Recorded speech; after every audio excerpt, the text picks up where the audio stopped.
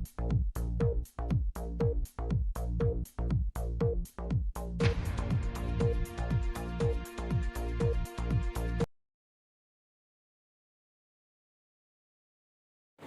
स्तंभ हैं जो हमारी बात जनता तक और सरकार तक पहुंचाने में सक्षम है। ये वर्तमान सरकार अपना कार्यकाल 4.5 वर्ष का पूरा कर लिया है। इस कॉन्फ्रेंस में बड़े कष्ट के साथ आप लोगों को बताना चाहूँगा कि अब तक हमारे कर्मचारी संगठन ये लड़ते थे कि फला सरकार ने हमारी फला मांगे मानी, फला पर विचार नहीं किया, फला अभी लंबित है। आज इस सरकार ने हमें इस स्थिति पर ला के खड़ा कर दिया है कि हम इसलिए कॉन्फ्रेंस कर रहे हैं और इसलिए लोगों को बता रहे हैं कि सरकार ने हमारे इतनी चीज़ें छीन ली।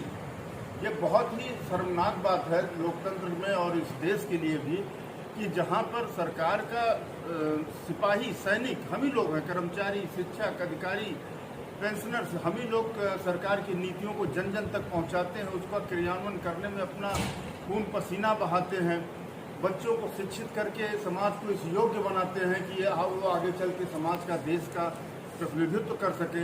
ऐसे संवर्ग के लोगों को अपनी मूलभूत सुविधाओं के लिए लड़ना तो दूर, आज उनको मिल रही सुविधाओं को बचाने के लिए अपनी एनर्जी लगानी पड़ रही है।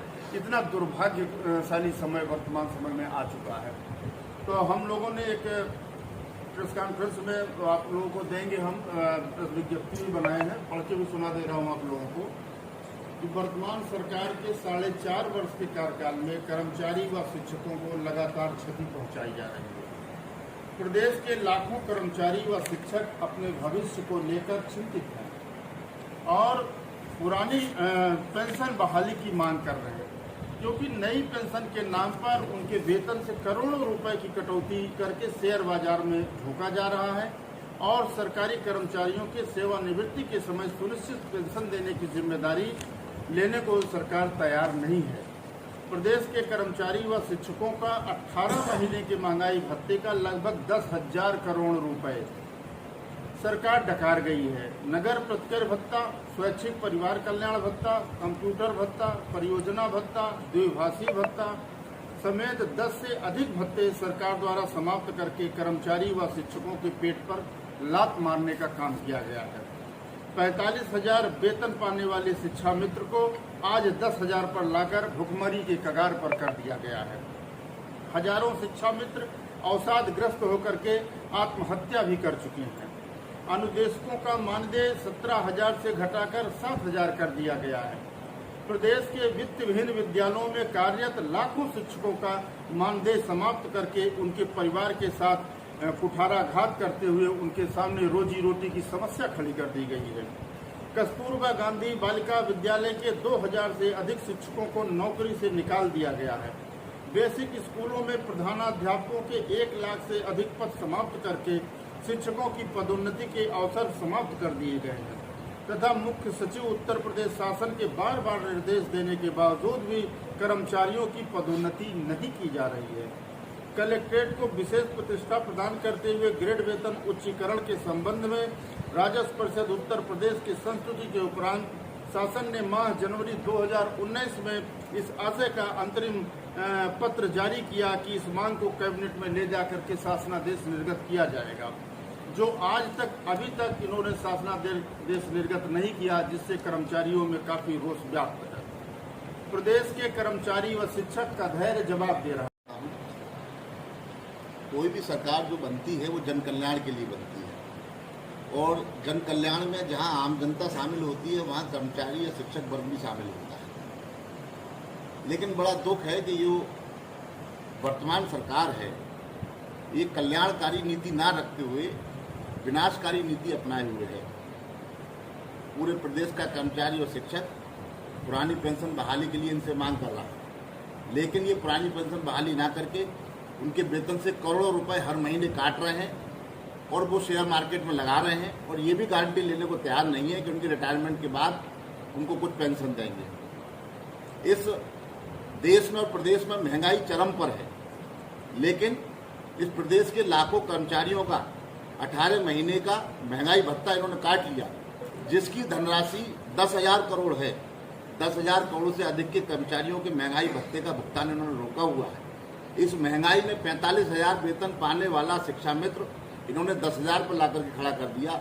17,000 वेतन पाने वाला अनुदेशक 7,000 पर लाकर खड़ा कर दिया। वित्त विहीन स्कूलों में मानदेय प्राप्त करने वाले शिक्षक, उनका बिल्कुल मानदेय समाप्त कर दिया। कहने का अभिप्राय ये है कि बिल्कुल निष्ठुरता के साथ इनका व्यवहार कर्मचारी और शिक्षकों के साथ चल रहा है। आज पूरे प्रदेश का कर्मचारी और शिक्षक आपके सामने सारे लोग बैठे हुए हैं। ये 20 लाख से अधिक कर्मचारी शिक्षकों का प्रतिनिधित्व करते हैं।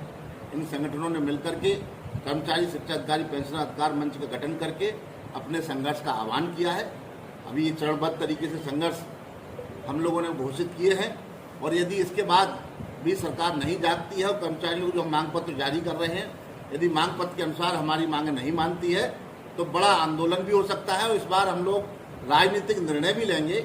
यदि सरकार ये सोचती है कि हम मांगे नहीं मानेंगे और जो गलतफहमी सरकार में बैठे लोगों की है कि जात और धर्म के नाम पर इस कर्मचारी और शिक्षकों की एकता को तोड़ करके इनकी मांगों को इग्नोर कर दिया जाएगा, तो मैं आप सबके माध्यम से कहना चाहता हूँ, इस बार इस प्रदेश का कर्मचारी और शिक्षक ये संकल्प ले चुका है कि जाति धर्म के आधार पर बंटने वाला नहीं है। इस बार प्रदेश का कर्मचारी शिक्षक अपने मुद्दों पर एक निर्णायक, एक जबरदस्त निर्णय लेगा और सरकार को हमारी मांगें माननी होंगी और यदि सरकार मांगें नहीं मानती है तो उसका खामियाजा सरकार को भुगतना पड़ेगा। धन्यवाद। स्तर पर कि प्रत्येक माह बैठक की जाए, चाहे जावेद उस्मानी जी रहे हों, चाहे आलोक रंजन साहब रहे हों, चाहे अनुप पांडे जी रहे हों। अभी इन्होंने भी जारी किया, तिवारी जी ने एक आदेश जारी किया कि भाई हर महीने बैठक होनी चाहिए। 2 महीने पहले आदेश जारी किया गया। 2 महीने के बाद भी अभी तक पूरे प्रदेश में किसी ने बात नहीं की, पुराने आदेशों के बावजूद बात नहीं की। आखिर क्या कारण है कि इतने सारे आदेश किए जाते हैं, उसके बाद बात कहीं होती नहीं है। हमें लगता है कि कोई भी बात करने का मन में किसी के नहीं है। इस सरकार में एक उल्टी बात जरूर हुई कि पिछले 1.5 साल से चश्मा लगा दिया गया हम लोगों के ऊपर। न कोई हड़ताल कर रहा था, न कोई हड़ताल पे जा रहा था, न कोई नोटिस दिया हुआ था। उसके बाद भी हम लोगों को दबाने का प्रयास किया गया कि हम इतना दबा देंगे आपको कि आपकी हिम्मत नहीं होगी हड़ताल करने की। तो ये मिथक इनका तोड़ना है, हम लोगों को हमेशा तोड़ा है जीवन में हम लोगों ने। ये अलग बात थी, कोरोना काल था इसलिए हम लोग नहीं बोल पाए, लेकिन अब हम इन सब की परवाह किए बिना हम लोग लड़ेंगे इनसे। जो कार्यक्रम तय किए गए उनमें हम लड़ेंगे और अपनी बात सुनाने का प्रयास करेंगे। ये दोनों बातें नहीं हो सकती कि एक तरफ असमा हमारे ऊपर लगा दें, दूसरी तरफ हमसे बात न करें और हमारी कोई भी मांग मानने की जगह हमारा नुकसान करते चले जाए। इन चीजों को पूरा कर्मचारी समाज देख रहा है और ये जो सरकार चल रही है ये सब IAS चला रहे हैं आज की तारीख में। ये सरकार ये मंत्री और विधायक नहीं चला रहे आज की तारीख में। ये खुला आरोप है हमारा इनके ऊपर और वो खुद भी कहते हैं, IAS भी कहता है कि भाई हम तो पहले भी IAS थे, आज भी IAS से, आगे भी IAS रहेंगे, हम ही सरकार चलाएंगे। ये तो आते हैं और जाते हैं। तो इसलिए इस देश का, उस प्रदेश का कभी भला नहीं हो सकता जब IAS के ऊपर हम सरकार चलाने लगे। यही हमारा कष्ट है और इससे सरकार को बचना चाहिए और हमारी मांगों को मनवाना चाहिए। बैठ के बात होनी चाहिए, तो त्रिस्तरीय बात होनी चाहिए और उसके बाद में संकट से निकलना चाहिए।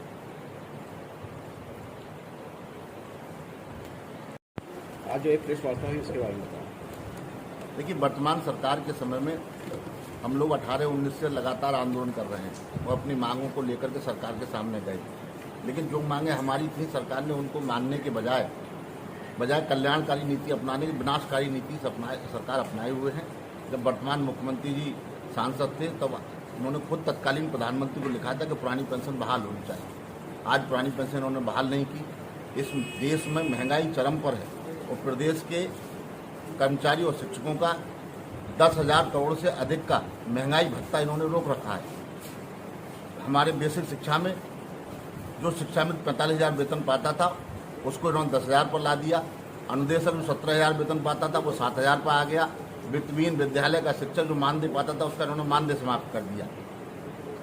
कोई भी वर्ग अछूता नहीं है जिसको ये नुकसान नहीं दे रहे हैं। प्रदेश के कर्मचारियों का 10 से अधिक भत्ते इन्होंने समाप्त कर दिए। आज स्थिति यह है कि जहां पहली सरकारों की हम उपलब्धियां गिनाते थे कि सरकार ने हमको ये दिया है, आज हम ये कहने को मजबूर हैं कि इस सरकार ने जब से आई है तब से लगातार कर्मचारी और शिक्षकों का नुकसान कर रही है। आज पूरे प्रदेश का कर्मचारी और शिक्षक इस कर्मचारी शिक्षक अधिकारी पेंशन अधिकार मंच के बैनर तले एकजुट हुआ है। तो 20 लाख से अधिक लोगों का प्रतिनिधित्व करने वाला ये मंच आज भी घोषणा कर रहा है कार्यक्रम की कि हम लोग 5 अक्टूबर को जनपदों में मोटरसाइकिल रैली निकालेंगे, 28 अक्टूबर को जिलाधिकारी कार्यालय पर धरना देंगे और 30 नवंबर को प्रदेश में बड़ी रैली होगी। और यदि रैली के बाद भी सरकार हमारी मांगों को नहीं मानती है तो इस बार कर्मचारी और शिक्षक राजनीतिक निर्णय लेगा। जी जैसा कि आंदोलन की तैयारी हो चुकी है, इसके बारे में क्या कहेंगे? आंदोलन की तैयारी हम लोगों ने की है और आंदोलन ठीक से होगा और कोई इस सरकार में सुनने वाला नहीं है, न कोई अधिकारी सुनना चाहता है और न कोई नेता सुनना चाहता है, न कोई मंत्री सुनना चाहता है, न मुख्यमंत्री सुनना चाहते हैं। हाँ, नुकसान जरूर करना चाहते हैं। सारे अधिकारी इसमें लगे हुए हैं, चाहे फाइनेंस डिपार्टमेंट हो, वो तमाम भत्ते हमारे खत्म कर रहा है।